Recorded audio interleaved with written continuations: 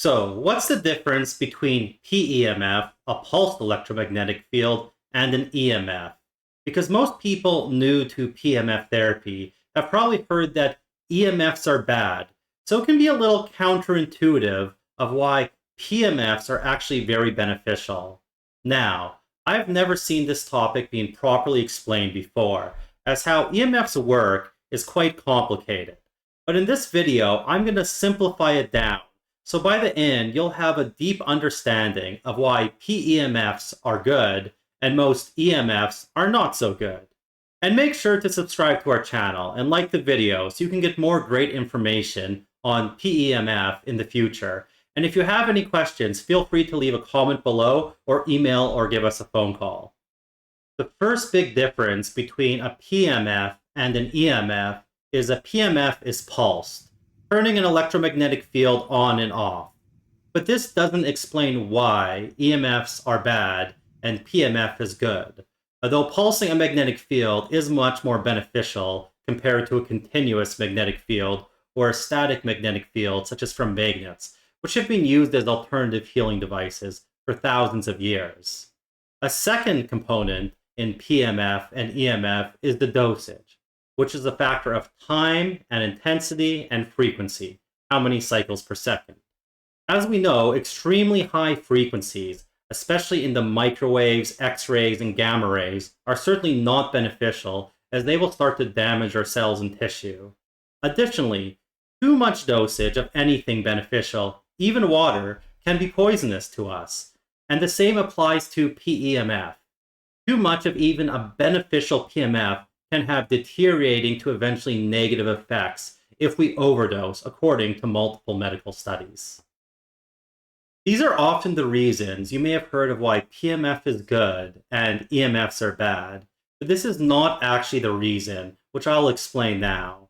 And all we really need to look at is the word EMF itself, which is an electric magnetic field. And this is because an EMF is made of two components, an electrical field and a magnetic field. Now, this is a really difficult part to understand, but the electrical field and magnetic field are in a way separate components but interact together. The electrical field is a measurement of electrical charges, where the magnetic field is more like an invisible river the electric charges flow on. And if you remember, as we were discussing before, static magnets have been used for thousands of years as alternative healing devices. And this is because of their magnetic field properties. This is because all our cellular functions all work through electrical impulses. All our cells have their own tiny electromagnetic fields and use electrical charges to transmit information to each other, deliver nutrients, expel waste, and more. So, when we introduce a magnetic field to our cells, they have a more powerful river for their electrical signals to flow on, which improves their ability to communicate, transmit information, deliver nutrients, and expel waste. This is often why it's said PEMF exercises and improves the function of every cell in your body. It's the magnetic field that provides the benefits of PEMF. In contrast, the electrical field portion of an EMF or a PEMF is not that beneficial, as the electrical field component created by most EMFs from electronic devices can create an imbalance in our body's natural electrical charge. As many studies have shown that grounding can improve our cellular function as it gets rid of electrical charge imbalances created by EMFs, this is largely because our cells are transmitting their own electrical signals, and we don't want to introduce other electrical signals which can interfere with these functions or create imbalances. We can easily test this using a voltmeter and by doing a grounding test, which measures the imbalance in electrical charge between us and the ground, which our cells function best at. And if you do the voltmeter grounding test, you will find your electrical imbalance increases the closer you get to most electronic devices.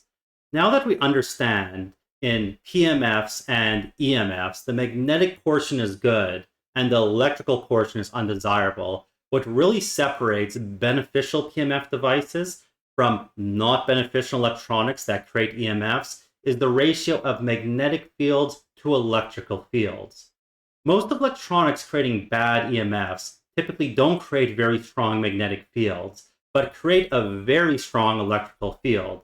And if we do our voltmeter grounding test, even a small electronic device can create a fairly large electrical balance in us. And this is why, for example, the tri-field meter manual suggests that even magnetic fields over 3 milligauss are not beneficial, with the meter maxing out at 100 milligauss, which in terms of strength of magnetic fields used in PEMF, this is extremely low intensity, as PEMF usually uses magnetic fields hundreds to thousands of times stronger.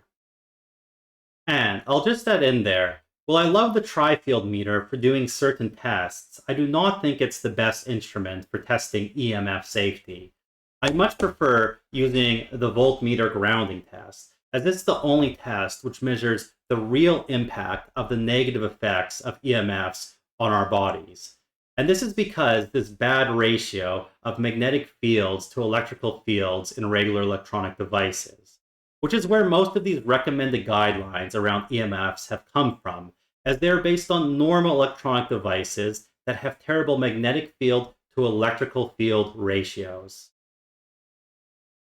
When it comes to PEMF devices, we've flipped this ratio around, ramping up the beneficial magnetic fields without as much corresponding increase in the electrical fields.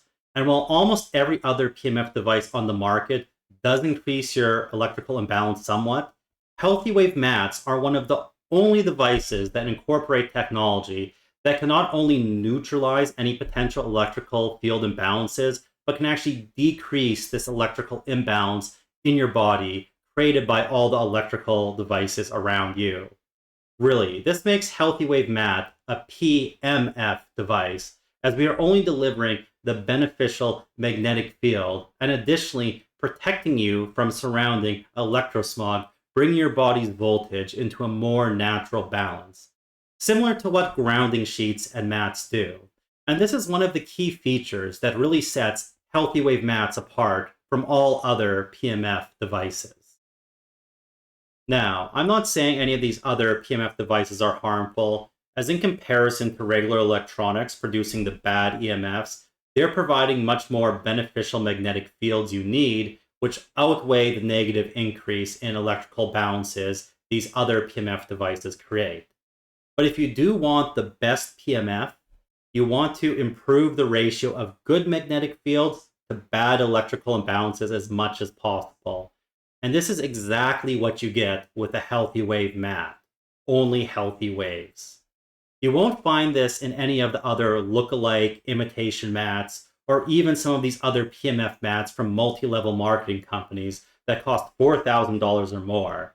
They all create larger imbalances in your body's electrical charge. We've proven this conclusively in our testing and comparisons posted on our website. But at the end of the day, it's really simple. Magnetic fields are good, pulsed magnetic fields are even better, and we want to deliver these beneficial pulsed magnetic fields to help improve cellular functions while minimizing the disruption in our natural electrical balance at the same time.